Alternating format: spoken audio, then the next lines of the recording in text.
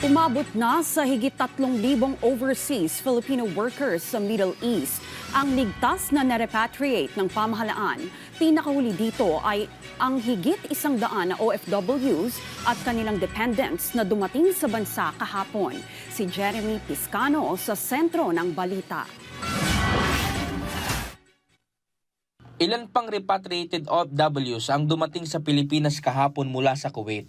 Isa sa kanila si Mary na piniling iuwi muna ang kanyang mga anak habang nananatiling mabigat ang sitwasyon sa gitnang silangan.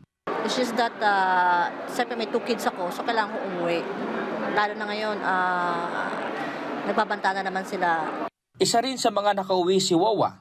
Matagal na siyang OFW sa Kuwait na aminadong hindi na kinaya ang matinding nerbiyos sa takot. Nako, mamamatay na ako sa nerbiyos. Sobrang takot namin lahat. Buti nga noong nagpasabog ng sunod-sunod, nasa hotel na ako. Ang bahay namin malapit sa refinery, yun ang pinapasabog. Ito ang karaniwang dahilan ng ilang Pilipinong mas piniling unahin muna ang kaligtasan at makapiling ang kanilang mga mahal sa buhay.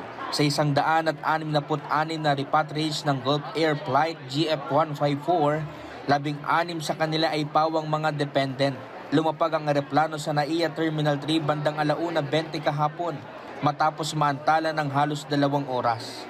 Ayon sa DMW, kahit na idineklara ang ceasefire, marami pa rin sa mga umuwi ang nakatestigo mismo ng mga nakaraang pag-atake kaya desidido pa rin silang makabalik ng bansa.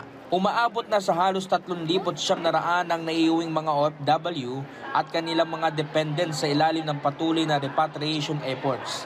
Tinitiyak din na handa ang pamahalaan kung sakaling muling lumala ang sitwasyon sa rehiyon. Crisis management plans, contingency plans are all been in place since day one. All our meeting points in country, meeting evacuation points, land crossing points, fly out points, and augmentation teams surrounding all these areas, meeting points, fly out points, land crossing points are in place on the part of the DMW and the OWA. Kaya't ready po tayo for any eventuality. Paliwanag ng DMW, kailangan maging bukas ang pamahalaan sa paggamit ng chartered at commercial flights dahil mas mabilis makapagpapauwi ng mas maraming OFW ang chartered flights habang nagagamit din ang commercial flights kapag may bakante pang upuan. Inaasahan naman na makapagpapauwi pa ng halos 3,000 mga OFW ang DMW sa susunod na mga linggo. Jeremy Piscano para sa Pambansang TV sa Bagong Pilipinas.